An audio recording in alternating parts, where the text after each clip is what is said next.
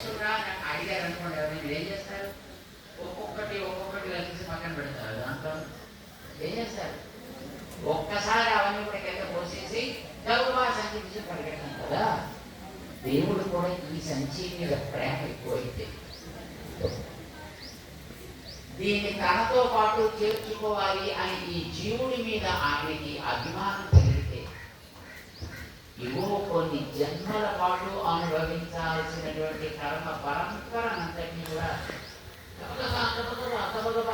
ఇదే జన్మలో తీసి పారేద్దాం అంటే ఒక పక్క నుంచి ఆస్మా, ఇంకో పక్క నుంచి సర్పంచ్, ఇంకో పక్క నుంచి ఏదో తలనొప్పి, ఇంకో పక్క నుంచి ఏదో మైగ్రేన్, ఇంకో పక్క నుంచి ఏదో కాలనొప్పి, ఇంకో పక్క నుంచి ఏదో కిడ్నీస్ ప్రాబ్లం, ఇంకో పక్క నుంచి లివర్ ఎన్లాస్మెంట్, ఇంకో పక్క నుంచి హార్ట్ ఎన్లాస్మెంట్, రకరకాల పేర్లతో ఆ వ్యాధులన్నీ ఒకసారి ఇచ్చేసి ఇంకొక జన్మ మళ్ళీ వీడికి బతుకు, ఇదే చివరి జన్మ కనుక అన్నీ తీసేద్దామని ఎవరో తీసేస్తుంటాడు.